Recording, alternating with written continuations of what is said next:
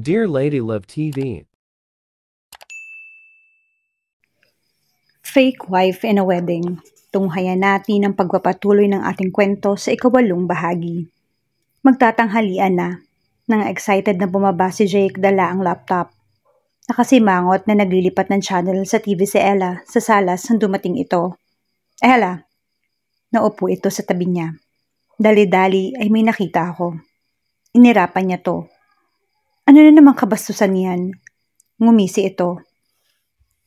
Mas interested ka yata sa dirty mind ko kaysa sa pagkain. Pagkain? Parang na-hypnotize mo siya sa salitang iyon. Kaya mula sa pagkakahiga sa sofa, ay bumangon siya at tumabi kay Jake. Tumingin siya sa screen ng laptop. Eto, mag-adobo na lang tayo. Excited na in-scroll ni Jake ang article sa screen. Meron ba tayong mga ingredients nito sa kusina? Kompleto kami, Ella. Pagyayabang nito. Tumayo, buhat ang laptop. Sundan mo ako sa kusina. For a first-time cook, magaling kang sumunod sa instructions sa online recipe, Jake. Nakangiting sabi ni Ella. Masaya na silang kumakain. Grabe ka ha. Itinuro nito ang tinidor sa pinggan niya. Ang dami mong makakain ng adobo dyan.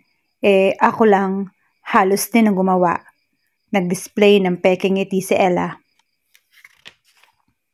I'm the queen. May queen na ba? Natigilan ito. May mga katangian nga si Ella ng isang reyna. Reynang tamad. Never mind. Tinatawanan ni Ella si Jake. Walang maikontra. Ngumisi ito. Just admit it. Nasarapan ka sa luto ko. She rolled her eyes. Aminado naman po ako, no? I want you to declare it. Intense na pagkakatitig ni Jake kay Ella. Parang batang excited na nakaabang kay Santa Claus. Oo na, napipilitang sabi ni Ella. I declare this.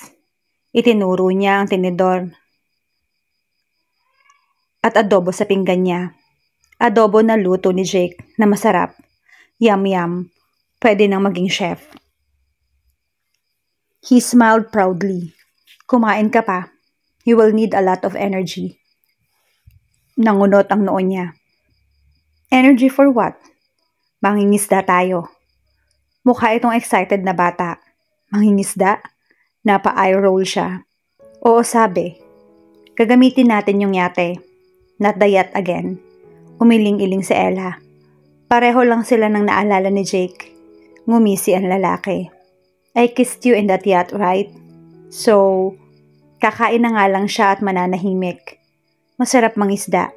Gusto ko pating itry yung fish fillet na nakita ko sa internet. Wala bang isda sa ref? Sabi mo kompleto kayo rito. I don't care kung meron. Gusto ko mangisda ngayon para sa fillet na to. Okay? Nag-eye roll na lang ulit siya. Nakakahalata na rin si Ella na parang halos lahat ng chapters kailangan niyang mag-eye roll. Beer. Alok ni Jake sa kanya. Nang maluto na ang fish fillet. Actually, nung una nakasunog ito ng isda. Pero okay na ngayon iyong fish fillet.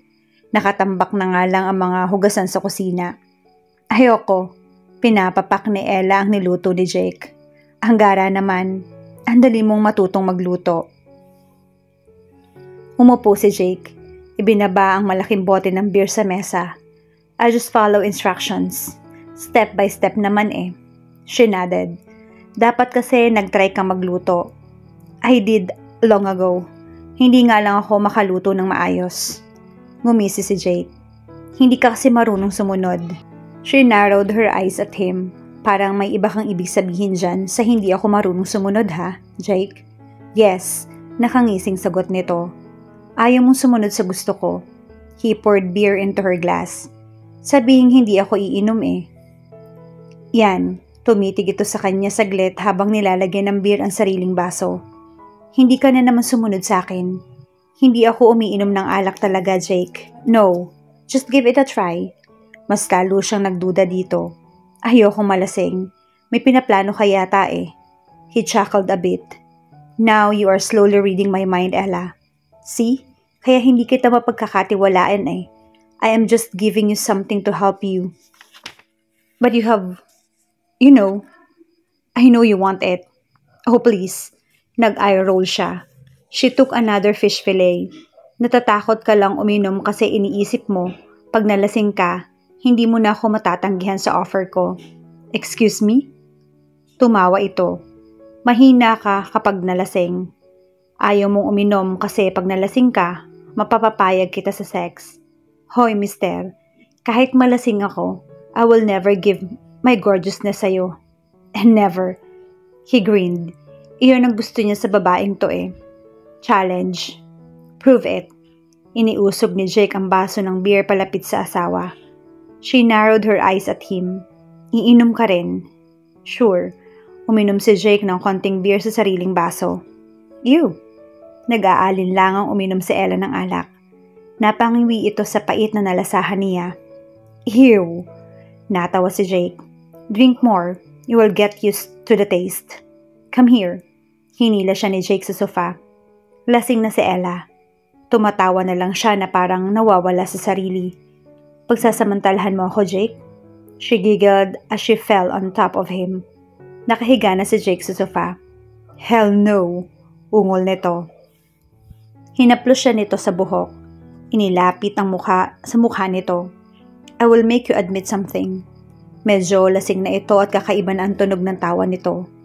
Sa ilalim ng mahiwagang espiritu ng alak, ikaw ay magsasabi ng totoo at pawang katotohanan lamang. Para naman akong kriminal sa courtroom. Hinampas niya ng mahina si Jake sa dibdib. Natawa ito. Maganda at sexing kriminal. Bumaba ang isa nitong kamay sa balakang niya. Jake, bakit ganito ang pakiramdam ko? Natatawa pa rin si Ella. Espiritu ito ng alak? Nilabas lang ng alak ang katotohanan. Uwe, malakas na ang tawa ni Ella. Gwapo naman ako, diba? So, gwapong-gwapo ka sa akin. Tumawa pa ito. Hayabang mo. Inilapit pa ni Jake ang mukha niya kay Ella. I want you to know, Ella, hindi na ako makapagtitiis. Sa eroplano pa lang. Ikaw pa lang may gusto sa akin eh. Tumawa si Ella. Hinalikan siya ni Jake sa mga labi na tinugon naman niya. Hindi niya alam kung saan ipopwesto ang mga kamay. Panay lang ang haplos niya sa mga balikat nito. Nagtagal ang halik. It fanned the flames of their undeniable attraction to each other. Ilang saglit lang, both of them were already naked. Sabi na, tila kakapusin ng hininga si Jake. Hindi ka nakakatiis. Nilasing mo lang ako. Natawa ng konti si Jake. Pampalakas lang ng loob ang alak, dear. Hinalikan niya si Ella sa leeg, pataas sa likuran ng tenga nito. Then he whispered, hindi pampabago ng isip, hindi pampalimot. He kissed her again. Naglikot ang mga kamay niya bago siya pumosisyon sa ibabaw nito. He probed her opening and gave her an inch, groaning deeply. Jake pushed deeper inside her until they became one. He moved slowly at first until she learned his rhythm. He drove into her faster, deeper, until Ella's body shuddered and convulsed. Pigil nila ang mapasigaw sa sarap. Tumigil lang si Jake nang mawala ng malay si Ella. Nakatulog na ito ng mahimbing. Tinitigan niya ito at isiniksik ang sarili sa tabi nito, kahit na masyadong maliit ang sofa para sa kanilang dalawa. Sandali pa ibinuhat niya ito at tinala sa kanilang kama, saka kinumutan at tinabihan. Nananakit ng katawan ni Ella nang magising siya. Nang malingon na niya si Jake that morning, she felt cheerful. One more time. Natotop niya ang bibig. Gosh, anong one more time itong pinagsasasabi niya? Nagulat na lang siya nang yumakap bigla si Jake sa bewang niya. Kanina lang ay nakatagilid ito ng higa, patalikod sa kanya. Buti na lang, tulog pa ito. She smiled. Oh my gosh, isip niya. First time ko lang kagabi but wow, masakit ang ulo niya pero hindi niya talaga malimutan ang nangyari kagabi. Ang feeling na yon, iyong masarap na feeling na hindi pa niya nararamdaman ever. Humiga na lang si Ella kasi yakap siya ni Jake sa baywang at hindi siya makaalis. She stared at his face and damn, that handsome face, handsome as Apollo. Napapikit siya bigla. I don't like him.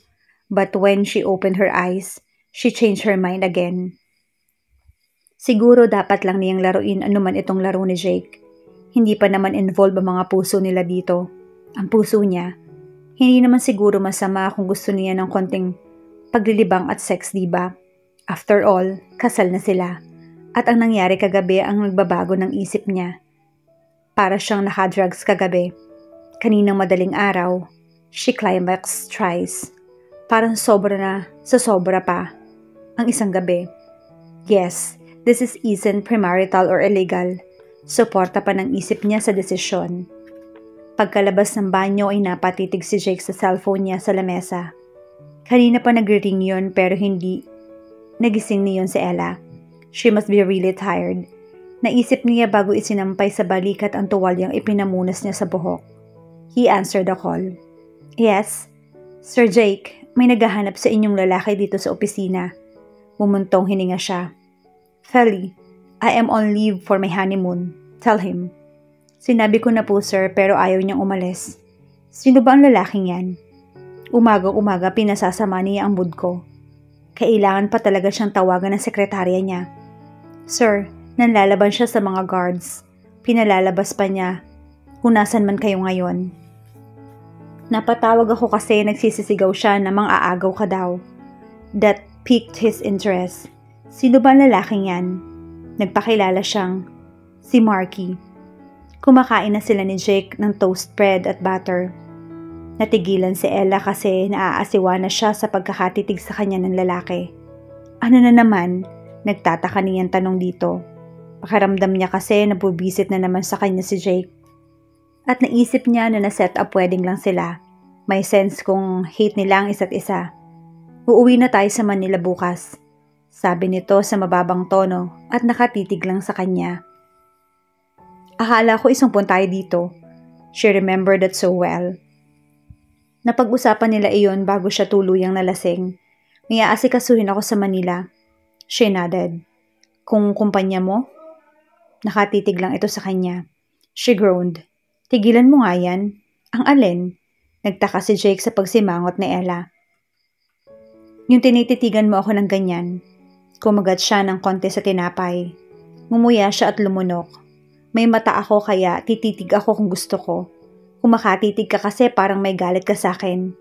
Napangisi si Jake. Kinikilig ka lang. Binato ito ni Ella ng panyo. Che, that satisfied him. Ang babaeng nang babato, apektado sa'yo. Kumakain ka lang ng kumain. May tinapay na sana sa rep. Pabalikin mo na kasi si Yaya Lumen. Nakangusong sabi niya. Sabi ko 2 days silang pwedeng mawala. Hindi pwede yung hindi ako tumupad sa sinabi ko. Hindi pwedeng hindi to tumupad kagabi sabi mo 1 buwan tayo dito tapos bukas pala uuwi na tayo. He grinned. Napayuko si Jake at pinaglaruan ng kutsara ang kape nito. Well, it depends on the situation. Mas mahalaga pa ba yung salita mo kaysa sa gutom natin? Yes, tumitig ulit ito kay Ella. Bakit mo ba kasi pinag-day off ang dalawa? Nag-iba ang aura ni Jake. Nawala yung nakakainis na pakiramdam sa pagtitig nito sa kanya. Para masolo kita. Napailing-iling si Ella. Matatawa ba siya o ano? Natawa na lang siya. Really? Most of the time naman magkasama tayo, Jake. And it feels like a year already. A year? Ang bagal kasi ng mga pangyayari, Ella. We should be doing something else kaysa sa nag-aaway tayo. O kumain ka lang o nasa yate. Sumandal siya sa upuan at pinag-ekis ng mga braso. What do you mean? Malalaman mo din. Basta ang kailangan mo ngayon, bumalik muna tayo sa Maynila. 2 days later, nakabalik na ng opisina si Jake. Huminto ang kotse niya sa tapat ng building ng kumpanya. Okay, nilingon ni Ella si Jake. Ingat. Hinawakan siya ng lalaki sa braso. You're coming with me. Huh? Nanlalaki ang mga mata ni Ella. Isasama siya nito sa opisina? Anong alam niyo sa pag-opisina? Photographer siya. Hindi siya komportable sa ganung setup na nakakulong sa office. Pero hindi iyon alam ni Jake. Yes, sasama ka sa akin. Nakangiti lang nitong sagot. Gosh, hindi niya malaman kung anong kakaiba sa ngiti ni Jake. Ang ngiting yon, hindi maipaliwanag ni Ella kung bakit napakaganda niyon sa paningin niya. Binuksan na ng driver ang pinto ng sasakyan at bumaba na silang dalawa. Pagpasok sa building ay binati siya ng guards at halos lahat ng nakakasalubong nila. Nginitian ni Ella ang mga ito. Sumakay sila ng elevator. You didn't have to smile at them. Ha? Hindi alam ni Ella kung tungkol saan ang sinasabi ni Jake. Jake looked down at her. Yung mga empleyado. He narrowed his eyes at her. Hindi tayo artista o politiko kaya hindi mo sila kailangang ngitian lahat. They greeted us. I was just being polite. Napatiimbagang na lang si Jake. Pinagsisisihan na yata niya na isinama pa niya si Ella papunta sa opisina. He hated the way the guards and the male employees look at her. God, hindi siya nagsiselos. Nakakabwisit lang na asawa mo na tila pinag-iinteresan ng iba. At dahil wala siyang magawa tungkol doon, magalang ka pala. He scoffed. May sabi ka na naman. Bumukas na ang pinto ng elevator at naglakad sila patungo sa pinto ng opisina ni Jake. Nakaabang na sa kanila ang sekretarya nito na si Feli. Mukhang bata pa ito, hindi masyadong matangkad. Good morning, sir. Binalingan ni Feli si Ella at nginitian ito. Good morning, ma'am. Good morning, nakangiting sabi niya kay Feli. Tinitigan niya si Jake. Buti naman at hindi na nito pinakailaman ang pagbati niya sa babae. Pumasok na sila sa opisina ng asawa. Sir, I'd like to remind you about the letters na kailangan nyo ng bigyan ng response. Nasa desk nyo na rin yung mga folders about the proposals and yung statements galing sa Finance Department. Got it. Leave us, Feli. Binitawan na ni Jake si Ella at umupo sa swivel chair nito. Go, take your break sa cafeteria. Sir? Nagtaka ito. It's only 8. Mamasyal ka muna ngayon. I have a personal secretary with me today. Lumingon-lingon si Ella sa paligid. Sinong personal secretary? Nakita na lang niya nakatingin sa kanya ang dalawa. Oh, ano na naman ang meron sa akin? Kinakabahan siya. Suddenly, ngumiti ang kakaiba si Feli. Sir, nanunudyo ang boses nito. Kayo ha? Clock out early and date your boyfriend before I change my mind. Abot sa magkabilang tenga ang ngiti ng sekretary. Wow, thanks sir. Nginitian nito si Ella. Good day, ma'am. Napatango na lang si Ella. Kulang na lang yata mag-cartwheel si Feli sa pagmamadali palabas ng office suot ang hindi kataasang heels. Pagkasara ng pinto, ay napatingin siya kay Jake.